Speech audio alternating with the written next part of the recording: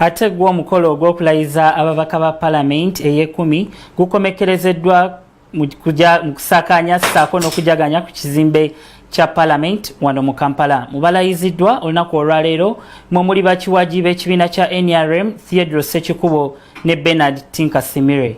Samira Hanifa awubyeyo olubu lw'ekigere katuviire ku ntono emboozi eno. I, Jacob Olanya Lokori, swear in the name of the Almighty God that I will give faithful service to this Parliament and support and uphold the Constitution of the Republic of Uganda as by law established.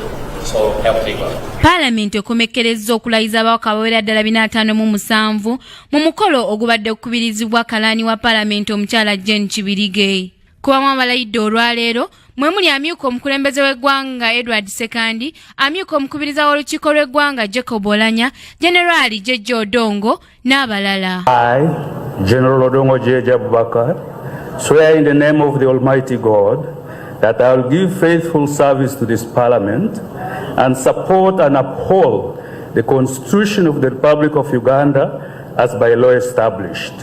So help me God. Bano beeyamye okukolera abantu baabwe bakiikirira mu kisanja kino batuukirize ebisuubizo nga muno mwe muli okutumbula ebyenjigiriza, okutereeza enguudo, okulwanisa obwavu n'okutumbula ebyobulamu. Nja kukola kyonna kye nsobola okulaba nti abantu balina kye bafuna mu bwammemba bwabwe.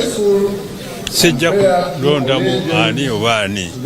Abamu abampa bululu mbeebaza nnyo naye n'abatampa bululu njagala okubakakasa nti nabo nja kubaweereza. I want to work on education, particularly at the primary school level, both for the students, for the teachers and education generally. Ku balala abalayiziddwa mwe muli bakiwaji b'ekibiina ekiri mu buyinza ekya NRM Theodore Ssekikubo ne Bernard Tinkasimire. I, Ssekikubo Theodore, swear in the name of the Almighty God that I will give faithful service to this Parliament and support and uphold the Constitution of the Republic of Uganda as by law established.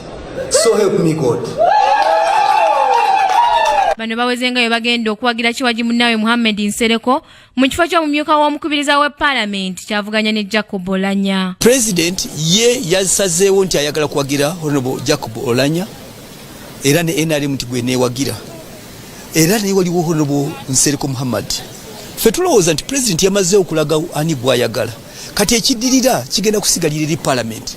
Ye Minisita Okello Oryem bw'amaze okulayizibwa n'akubiriza bannayuganda obutabeera na bunkenke olw'ebyo ebiyitingana mu kkooti y'ensi yonna etunuulidde abakulembeze ba wano olw'emisango egy'enjawulo era n'akkatiriza nti gavumenti amaanyi egatadde kukulaakulanya byanfuna so si kkooti y'ensi yonna. President Museveni and the government of Uganda will not lose sleep on the issue of the ICC. What is important for us is to concentrate on the issue of poverty, fight poverty of our people, the issue of education, the issue of health, okay? These are our challenges, but we cannot lose sleep over the issue of the ICC. Olunaku lw'enkya Parliament lwegenda okulonda omukubiriza w'olukiiko lw'eggwanga n'omumyuka we. Okulayiza ababaka ba Parliament ey'ekumi kukomekerezeddwa olunaku olwaleero era olunaku olw'enkya ababaka batandika okukkalabya emirimu gyabwe. Crackingdom TV, Samla Hanifa amalindirire.